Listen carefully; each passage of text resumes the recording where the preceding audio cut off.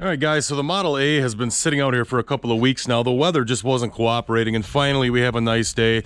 Seemed like every time I had a chance it was raining out, and actually it rained a little bit today too. It's kind of overcast, but we're going to get going anyway. If we get a few drops on it and some flash rust, that's fine. At least we can get all the old original heavy stuff tore off this thing today. Now the sun peeks out as I'm talking, but yeah, let's get going on this thing. We're gonna tear all the rust off the body. These rims are totally unrelated to the Model A. We got the frame, we got all the parts, we got everything laying here basically exactly where we left it last time. Nothing has moved, and basically once again this thing has become lawn art for the last couple of weeks, but not for long. We're gonna get this thing tore down. Over here on the back side I have the old compressor. This is an old Smith compressor from the Smith Compressor Company. Put the battery in already. We should be ready to go on this thing. Basically, this one is an old flathead straight 6. As you can see, we got 3 cylinders making air and 3 cylinders running it. It works pretty good for what I'm doing here. I've used it quite a bit already, and I really like the thing. Probably could use a new air cleaner.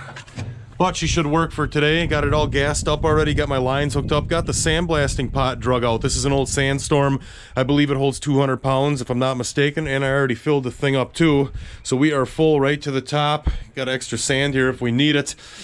Let's get the plug put in this thing before we forget and fire it up and blow sand 30 feet in the air. Good to go. Oh, PPE, let's check that out. Yeah, so this is my simple PPE. I've tried a bunch of different lenses and face shields out of plastic, and basically it seems to me like every 20 minutes or so you pretty much screw up a new lens in an actual helmet or shield. I got this old welding helmet here. I had some glass lenses for it.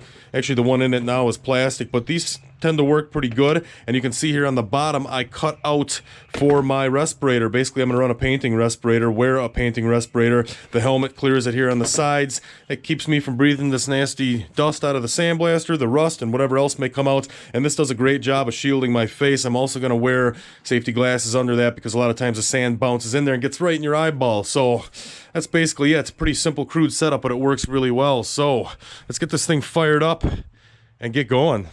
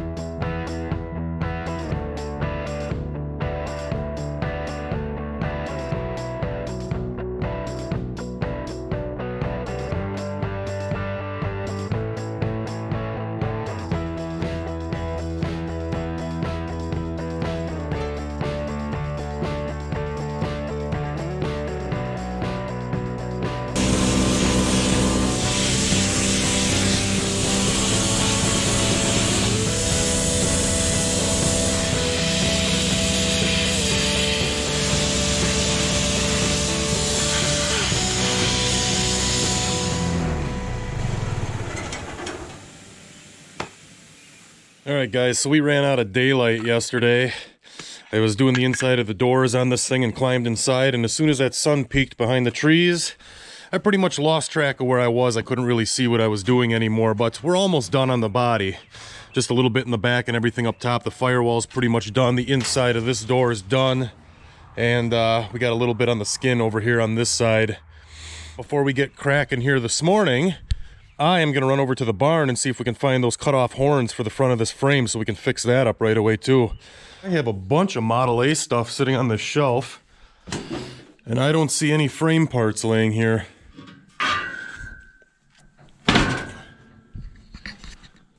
I got one other place I can look. Let's go look there. Anyone need a top loader out of a Ford? 52 Ford-ish. Big truck trans. Its days are numbered. I see them. Here they are. I knew I saved them.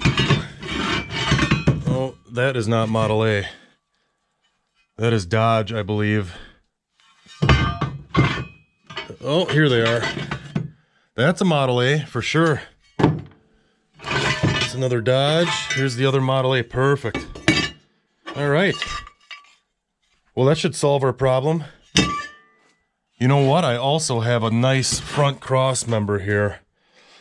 That's Model A, and I know the one in the car is pretty bent up. I think we're going to take this too. It's a good thing I saved all this stuff. I knew it would come in handy one day. Yeah, I'm glad I had that front cross member too, because if you guys remember on the teardown video, this is pretty rough here on this one, so we're just going to change the whole thing right out. We got the horns to replace the front end. We'll be good to go. It saves a lot of time patching and grinding all this and making it look good again, even though I'll probably still save this when I take it out just in case. But yeah, glad I had that one.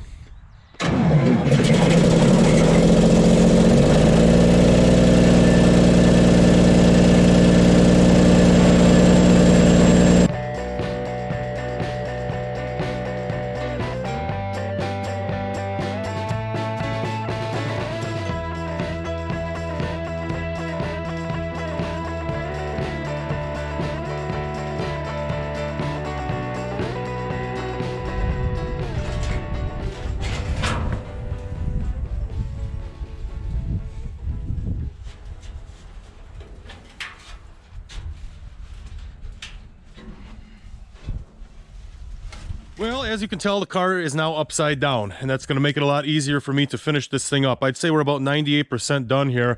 Got a little bit of rust here in the wheel wells yet. It'll be a lot easier to do that now, obviously. And then I'm going to climb inside the car here. I can do under the rear window there, the rear quarter panels on the top side, and the roof. That was the number one thing. I can get that really a lot easier now than it was when it was upright, plus some areas that you just physically can't see when you're doing it the other way. It gets really dusty inside of there when you're blasting. And I can also go ahead and hit this flash rust that appeared on the bottom of the framing from it sitting on the ground for the last couple of weeks. So probably about 10-15 minutes left on there. We'll be done with the body completely, and then we'll move over here and start working on this stuff. We got the suspension parts that were already set up, and I laid this rack out already too with the rest of the stuff for the inside of the car, package tray, visor, and I did a few pieces on my last couple minutes of the last blast too there. I got the bell housing done. The window surrounds one of the pedals. I think that's the brake pedal, and the tops of the doors and part of the deck lid gutter on the back. So basically once this stuff on the racks is done, we're going to hit the frame, and that's going to be about it. The only thing left that actually will not be sandblasted at the end of today is the gas tank. And before we mess with the gas tank, I think I said that in the last video, we're going to cut the bottom of it out and get it over here so I can sandblast the inside and make sure it's clean, so we're not sucking rust into our new engine when we get that far. So let's fire this thing up one more time and see how far we get.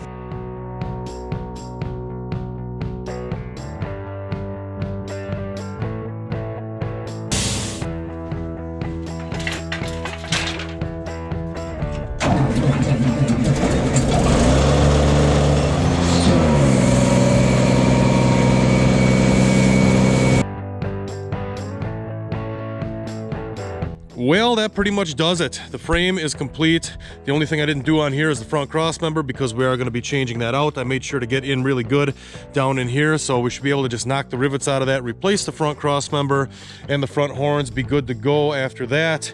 All the little stuff is done for the body, and obviously the body's done, which I have to flip back over yet. I want to get this stuff all loaded back up in the truck and hauled out of here before it starts raining out again.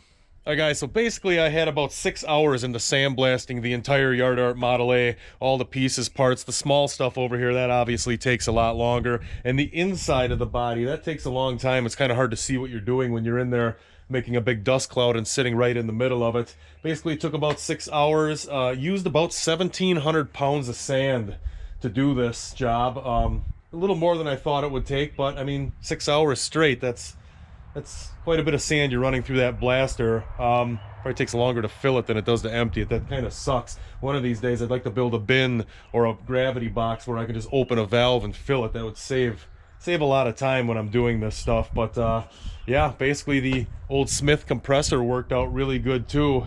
That thing's like a 1953, puts it at 69 years old. 69-year-old compressor powering an unknown year sandblasting pot. I'm sure that thing's pretty old as well, but 69-year-old compressor tearing 94-year-old rust off the 28 Yard Art Model A. Pretty cool. All vintage equipment, and you can pick this stuff up cheap too. That's why I have it in the first place. I'm gonna give about 400 bucks for this thing here. I'm happy I got it. Let's load some stuff up.